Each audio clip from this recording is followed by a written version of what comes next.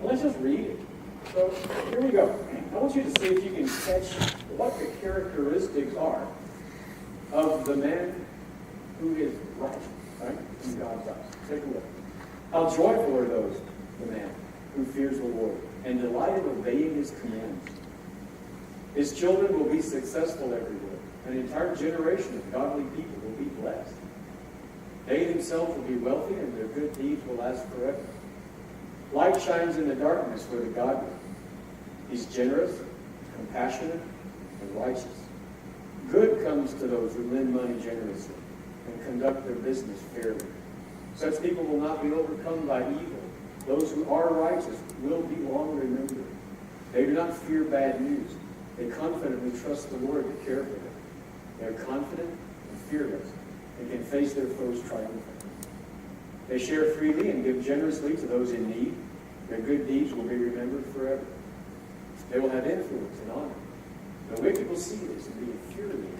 They will grind their teeth in anger. They will slink away their hopes forever.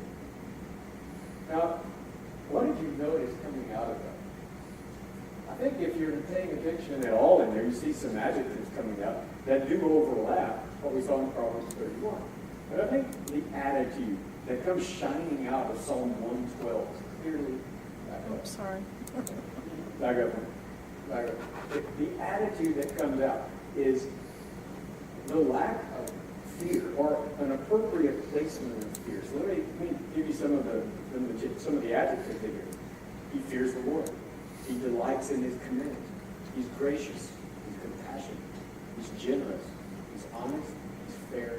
He's steadfast. All right? Now, I want you to hold on to that as we proceed from here on out. What the main idea is, what the theme is of Psalm 112. Only one fear is legitimate, and that is the fear of God. To fear anything else is to idolize or deify that something else that cannot possibly hope to be God. And so what I think we all can do, whenever you do feel any slight tinge of fear, and I know that it's very human to do this, and I know I stand here as one who's dealt with anxiety and all that kind of thing, but anytime that anxiety, the slightness of word, not just petrified, terrifying fear, right? That I feel every time I walk into Walmart. Right? But the slightness of it, that tiny word, that foreboding, right? Your heart starts to race with slight, right? And there's that nagging anxiety that's in the back of your mind that you can't quite put your finger on. Maybe I'm more talking about that than a petrified fear, right? But get this, all other fear fades into insignificance when your one true fear is legitimately the fear of God. Okay? And I think this is also one of those terms that's been abused or misused or misunderstood about God. Because why should we fear God? Does it mean fear in the same way that English means fear? Do we mean it in that kind of a way? Is it, and of course we mollify it with attitudes like it should be in reverent awe, right? Which I think is totally true and I think it's totally appropriate. But I think in some ways the fear of God means the fear of God. Right? Sometimes a cigar is just a cigar. Right? The fear of God means the fear of God. And maybe it's not as fruitful to delve into that as much as I once thought. Okay? But do get some of those adjectives as we move along here. The attitude of Psalm 112 is that only one fear is legitimate. Everything else must fade. You also get this one main point coming out of Psalm 112. And guys, you need to hear this. This is for you. This is your Proverbs 31. This is the counterpart. If there was a Proverbs 32 that would be for you, then it's Psalm 112. Right? This is one that you need to hang on to. The godly man fears no one and no thing except God. The godly man fears no one, but no thing except God. Now, here's the hard part. And you're not going to like it, I don't think. But I think in the end you'll like it. And that is, so how am I to understand this, what it is? How do I go around fearing God? How do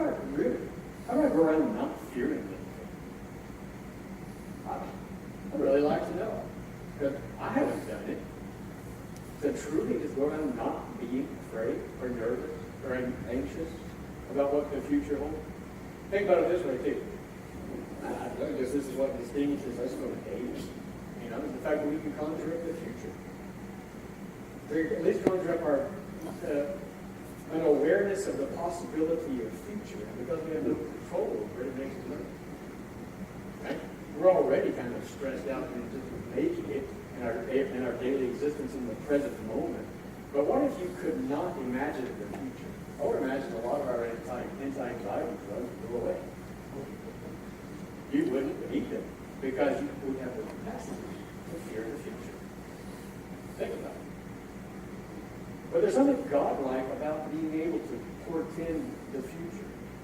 There's something about that is made in His image, I think. Right? But it can go awry. Remember, we're fallen. Remember, that was part of the curse that God gave to Adam, is that you will struggle. He said to the woman, you will struggle giving and nourishing life. You will face the rejection, potentially, of every relationship. He said to the man, you're going to have to work through the thorns and the thistles and the darkness that will never stop coming.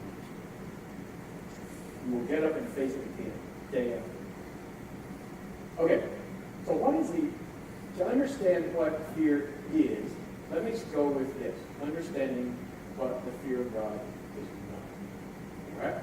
Put up the next slide. I think this is the right one. I couldn't think of any other way to say it. Sorry for the word. But I think it's true. Men whose proper fear illegitimately placed, fearing anything but God, the only way out is to become a coward. The only way out is cowardice. Men are cowards. So what is cowardice? What is the anti-fear of God? I don't think it takes a genius. Listen, cowardice is a flight from the truth. Cowardice is a flight from the one true fear to fear something that ultimately has no real power. When you fall for that, you begin to fear things that are not to be feared. You have given way, you've given a foothold to cowardice.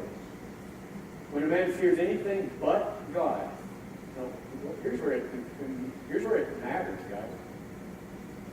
When you fear anything except God, those around you who depend on you, notably your spouse, your children, and whoever else is in intimate contact with you. These people, because you're the spiritual leader, will live in a quite terror and discontent. In other words, your lack of fear appropriately placed feeds their own fear of misplaced fear. A wife living quietly afraid and discontented because her husband's fear is not directed in the right way. So men are cowards and women are controllers when they flee the image of God. Men will try to find some way to avoid having to deal with the curse. Don't we, guys? TV, be afraid, sport. And I'm not saying any of these things are bad either. I'm just saying we find a way to flee. Right? There's absolutely nothing wrong with any of these things that I mentioned. I don't find anything appropriately sinful about watching TV or being on doing anything maybe to let go or relax for a bit. It's not what I'm saying. But I am saying that men will try to find some way to avoid having to deal with the curse.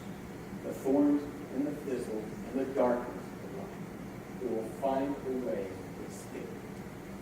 It may be chemicals, alcohol, caffeine. It might be what is that chemical that races through your brain? Dopamine. Well, yeah, not that. Dopamine. Endorphin. Let that be confession. Endorphin? No. I've heard of men that go out and just exercise for hours a day. only to exhaust themselves. Is exercise inappropriate? No. You should exercise. You should exercise appropriately. But to exercise 4 hours a day, to get that hit, so that you can avoid what you're fleeing from, is misplaced food.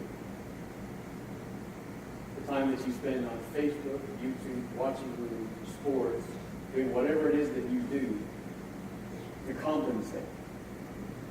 Now there's a big one right there, guys. Work. Of course we have to work. We're called to work. There's glory in work. But using work to avoid the curse, to hide, resist the confidence, and we fail. Now what if our flight, our cowardice, and our methods, our self-sufficiency techniques don't work? Even that fails. At that point, we start shutting down. We become defensive. We become silent. Whenever you see a silent man, a husband, you see a wife, who therefore must assume control.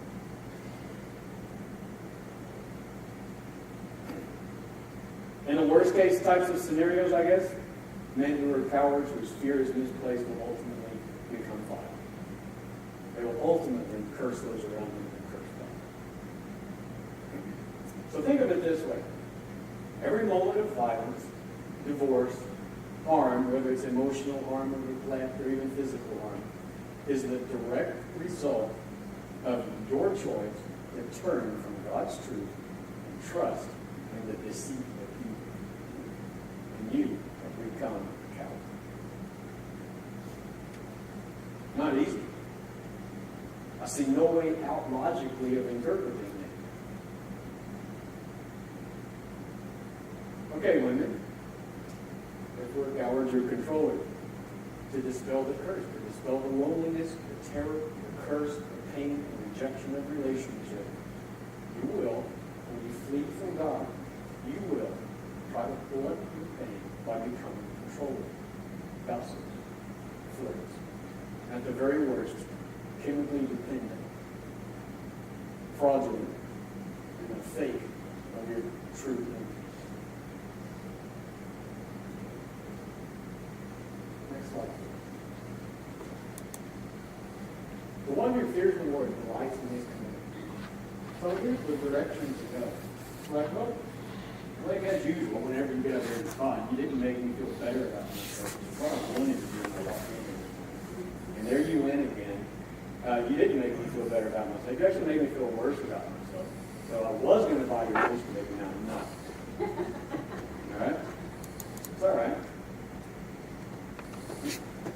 So, what is the hallmark of the man who fears the Lord? We just saw what I was attempting to show is what is not. The worst case scenario where it's not. And you get to that worst case scenario that the fear of the Lord is not by taking that one step. Remember I told you before that everything that you do and feel and think, respond to, your opinions, are either moving towards God or you're moving away from Him. There's no neutral. There's no neutrality. Nothing is theologically neutral. It can't be.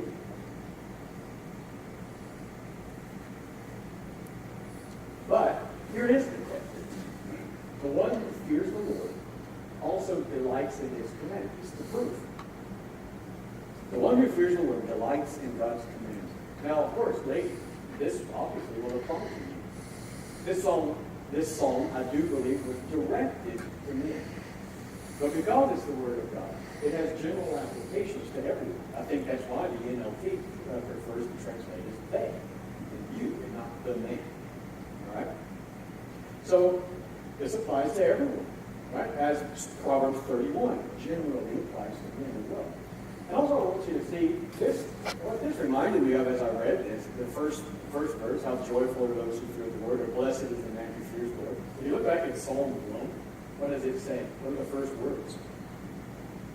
Blessed is the man who, right, it's the same beginning, right? And so you almost see like a drum beat throughout the psalm. It's not only just a drum beat in terms of its syntax and the way parallelism, the way it's set up to say a line and then repeat it, say a line and repeat it, so you have kind of a hit drumming through the soul the way it sounds.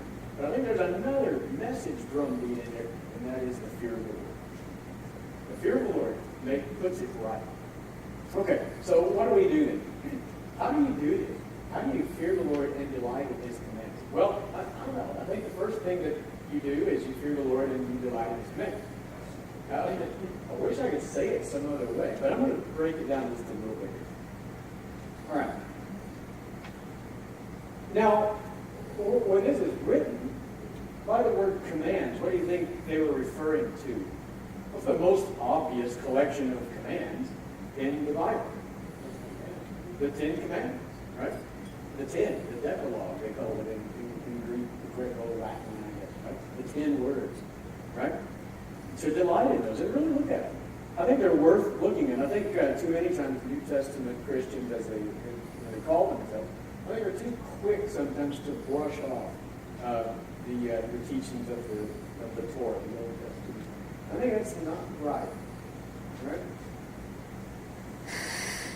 Well, that's not a problem with washing that away and it's like only teaching from and reading the New Testament. Right? I don't see any evidence in studying the life of Christ and the way he taught that he had forsaken the old teachings. I don't see that at all. So, but anyway, here we go. Even though, as New Testament Christians, we do see the law through the eyes of grace. That is true. You must embrace the law as expressing God's guidance for you. And by submitting to that guidance, you are indicating, and at least suggesting, that the fear of God is actually alive and thriving in you. In plain language, that is the Ten Commandments, and how they tell us how to live in a way that pleases Him. And I just said it, but I really think it's worth looking at the Ten Commandments very closely, maybe on a nightly basis. And looking at them, there's some ways that you have to actually interpret these in light of modern times. You know, we don't have bulls that gore each other, I don't think. We have bulls that gore their neighbors. I don't know.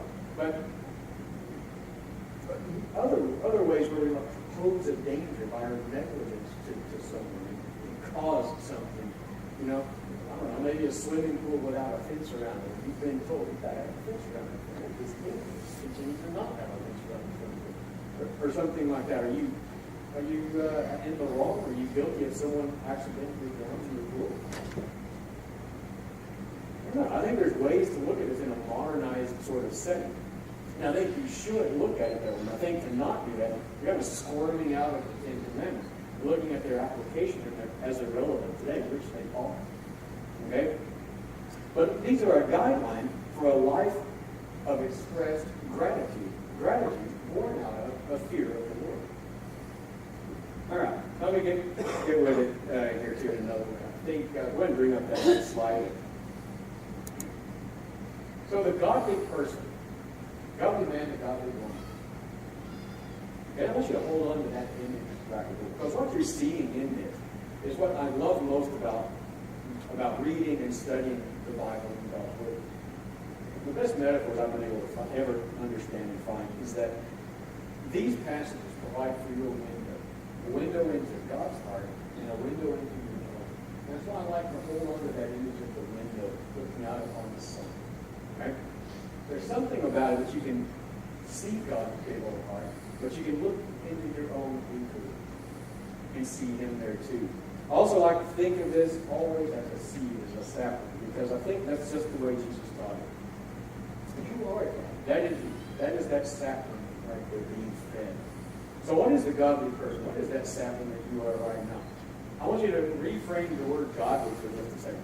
I want you to picture it like this. Picture yourself being fully alive. Completely thriving. Fully alive. And what is happening to bring that about? The God, so translated this way, the godly person, the fully alive, thriving individual. The one who understands and lives according to the fact that he is made in God's image, but yet must deal with quiet sorrow with curse speaking into the darkness that we walk into every day. The godly person, this alive individual, draws his and her ethics, their passion, and their hope from what is revealed in the Scriptures. This person realizes, just like the Proverbs woman of 31, Proverbs 31, that life is a battle. Remember the military terms they used to describe her? The same terms are used here. That life is a battle, but he goes into daily life to shape that darkness, that threatens to undo it. Then I don't think it takes any convincing from me talking to you that it really does seem like life is trying to undo us. And our family, and our kids, and our parents, and our finances, and our health, and our cars, and our air conditioning systems.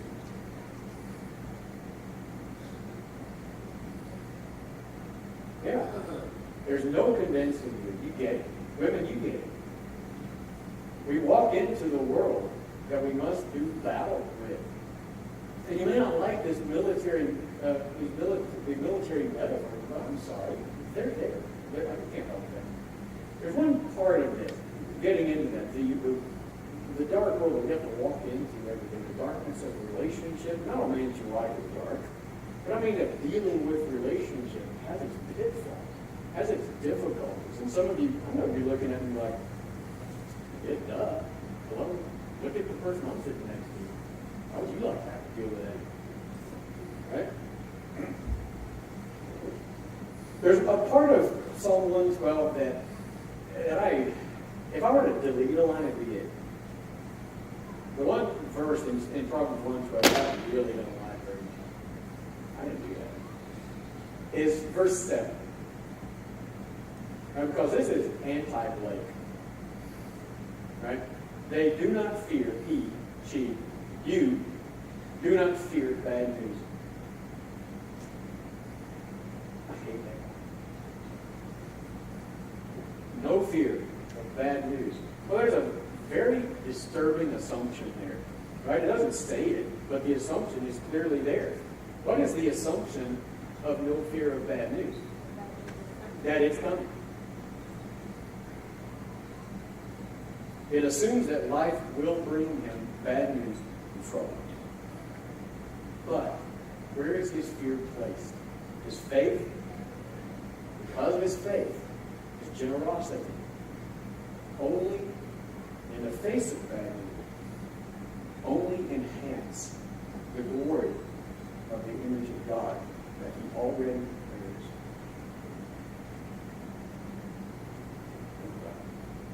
So taken together, how long do we have? Another 2 hours, right? Yeah. So taken together, men and women, when you take Proverbs 31 and Psalm 112, you have a nice picture being painted. Not a painting with colors, but a painting with words. And you have a complete picture, right? And as you read Psalm 112 in a thoughtful, meditative, contemplative way, looking at yourself, praying it as your prayer, and you look at Proverbs 31, ladies and men, not as a checklist of all those things that you failed at, but a picture of compassion and deep trust in God, and courage. That's what you're at. That's what you're looking at. That's what you're at. That's the personality that's being described. Right? Not, did I grow a vineyard today? Right? Hey, what's Shelley doing? Oh, she's out back playing a vineyard? Why not? The Bible told us to. Good luck. Good luck with a vineyard in back. You know what kind of wine you get out of that? What kind of wine you serve with that? Fast up.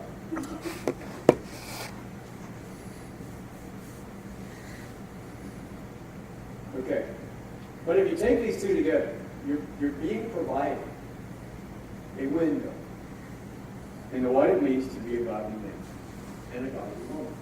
We are fully alive, thriving, and breathing. We are a seed of these traits that qualify you, that give you the qualities necessary to start growing, to begin to place your fear where it is as it should be. Now then, I'm going to go run quickly through something here next. All right? And I think this will need to be elaborated on in a different lesson. But I want to give you another idea of how do you gauge your success, I guess, or how do you kind of know what's the way of determining how your relationships are doing and how the fear of God is legitimate. Is it, am I placing fear in wrong places, in illegitimate placed fear? I don't know. How do I see this? I think we can look around at our relationship in our life and kind of see evidence. And I'm going to give you some very stark indicators of things going wrong, right? And I already gave you one. The fear of the Lord going completely wrong turns men into a God. The fear of God going completely wrong will change a woman into a controller. So how do we do it? Well, let me give you some indicators. And you can tell that the glory of the image of God is being degraded. Right? And we can elaborate on this further. Let me show you some. All right? And that, the first one will be this. I think there's one more slide after that. When, it's hard to articulate, but whenever, you remember that verse where Jesus said it's out of the heart.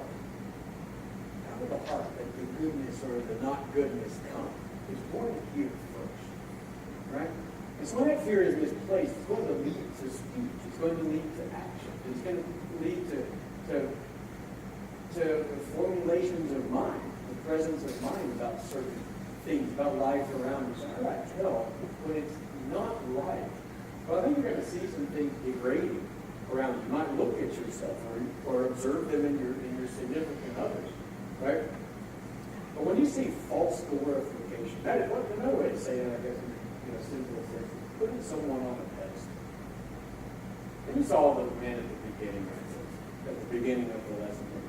But putting someone on a pedestal, especially your spouse, right? Shelley, where should you laugh? You kidding? But you do. Well, I mean, you do. It is there. The temptation to do it, I think, is probably there in a sneaky kind of a way. But any kind of false glorification of anyone or anything. And I have Jacob and Rachel up there. Have you ever read that in Genesis 29? You've read that story? I think like you read it in the Sunday school class, and the boy does up with Jacob, the girl does up with Rachel, and they all look the same. There's always a sheep around there somewhere, and all got a cane to whack him with, and stuff like that. Right? But watch this. You ever notice that Jacob and Rachel's relationship was sick? It was wrong. Yeah, I know it was used in the right way. Read Genesis 29:31 through 30:24. Just read that. He treated her like a goddess. But if you read their interchange, read this interchange in there, you read in her a heart, a lack of intimacy. She does not behave motivated by love. Any kind of love for Jacob. She is motivated by rivalry with her sister. Read it. And he allows her for those years, first 7, then another 7, and after that, I guess, too, he allows her to manipulate. His adoration of her becomes idolatry. Our adoration of that individual will become idolatry. That is, the fear has been misplaced. You are to only adore God. Adoration becomes idolatry when we refuse to stand in the way of your spouse's sin. How can you claim to be fearing God when your spouse or children is flagrantly sinning in front of you, right before your eyes? Whether it's in some covert kind of a way or flagrant. And you do nothing, you hide. That's false glorification. That's idolatry. That's cowardice. The other classic one of degradation, I think, is when they're blame shifting. Now, the classic blame shifter is who? Adam. Right? Adam does a great job of it. Covering up our mistakes, making ourselves out to be a victim. Why take responsibility when I could just be a victim?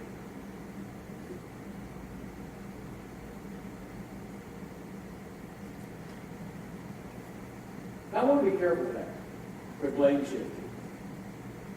Is it inappropriate at all times to blame?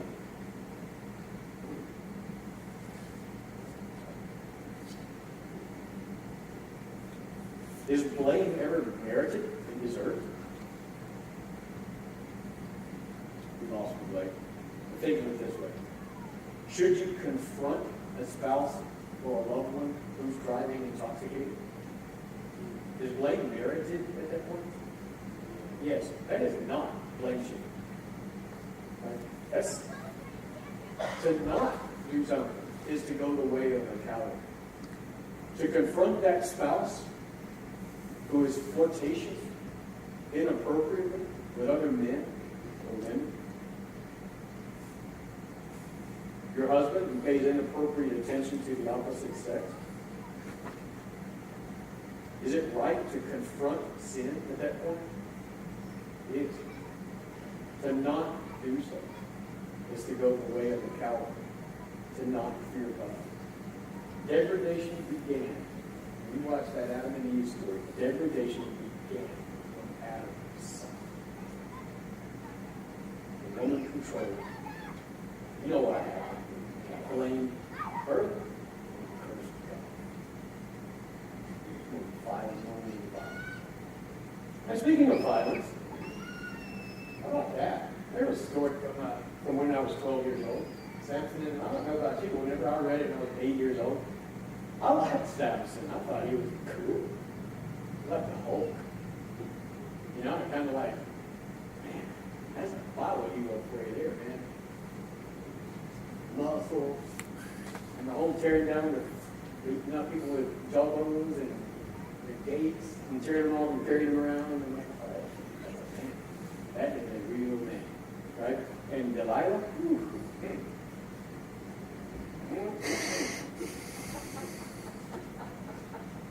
I thought it was a love story until I grew up. I kind of read it for what it really was. And what you're seeing there is horrid. And you thought it was sick. It was manipulative. They were both extraordinarily violent, using each other. Emotional violence, physical violence. Well, ladies, let me tell you this. You don't have to hit a man to be violent. You don't have to hit him. You don't have to be physically violent to exploit him violently. Right? You can flirt with other men. She can shred him in an instant with her words alone. That is a violent woman. She can shame him publicly. That is violence. Samson wasn't any better. He just preyed upon her, exploitative lust, using her, utilitarian benefit. In fact, when you read Samson and Delilah, there's nothing pretty about it. The only thing they were asking is, what can you do for me? Now, when that's going on in your relationship, especially a spouse, obviously your children, parents, whatever it is, but that's the question you're asking. Is that a godly woman, Proverbs 31, and is that the picture of a man who fears God, Psalm 112? Okay, let's finish it up right. Let's end it on some good news here. How about that? Shaming David and Michael. Now, of course, Michael's not a guy. Michael's a girl. Right? Probably pronounced it some other way. Right? But shaming. Remember how she was all in a tizzy about it because he was dancing before God? He was unshamed. He was explosive in his joy. He's dashing, he's young, he's successful, he's handsome, and he's half naked. And guess where all the attention was going? To him from the eyes of all the young women. Right? He appears to be ignoring him. She is outraged. Read 2 Samuel chapter 6. It's in verses 20 to 23. Their interchange there is very telling. She stripped him by shaming him for his public joy in the Lord. Shaming. Now here's the key there. How we expose sin Let's talk about exposing sin being merited, being something you should do at times. But how you expose sin in your spouse or loved one makes all the difference. For goodness sakes, don't do it publicly. Become private. Start gently. Say I love you. Acknowledge that you're no better. And then gently expose it. Have you ever had to do that? Have you ever had it done to you? Done to you. And I didn't really enjoy reading it. And the last one, as we get ready to close, using. Now this is one that whenever I looked this up, I had not paid any attention to. This is from the book of Esther. Everyone's book that you go and read all the time, right? There's a curious interchange there too, and perfect on my time, I think. This is in Esther chapter 1, and it's verses 10 through 12, very brief. But this king, this aristocrat here, Ahasuerus, and Vashti was his wife. Remember right, son? His wife, right? Yeah, queen, that's right. But he displayed her. He got himself intoxicated, he and the other aristocrats around him, and used her as an object to be displayed. Now this was a pagan couple, right? It's an unusual book in its kind of lack of mention of God, but still they're two people created in the image of God.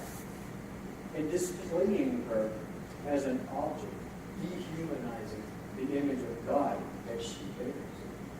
Remember what her reaction was? What does she do? She rejects the invitation, and she's ostracized. She probably risked her life. But she was cast out of the court from that time. She exposed him by refusing to be used and be humiliated. So what am I getting at right here? The degradation of glory occurs when Psalm 112, the fear of the Lord, the delighting in his commands, is not taking place. Ladies, when those characteristics and traits of Proverbs 31, compassion, courage, to speak into the darkness in favor of your deep trust in God, shaping your world, and that is not in place, not just a checklist of things to do, but when those characteristics are not there, degradation is what awaits. And what is the only outcome of an illegitimately placed.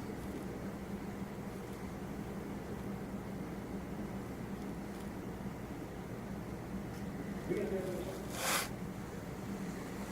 Everybody's on teaching. But my prayer is for you that you can hopefully read. If there's any, any lack of wondering where to place your study of the Bible, maybe for this afternoon or the weekend or something, try that. Try these two passages, Proverbs 31 and 112, and looking at them in a different way. Right? And let me close. No, we've done announcements, right? We're good. If you would you just stand with me? Next week is this. I would be very happy to pray for us, the capacity for us to be able to do.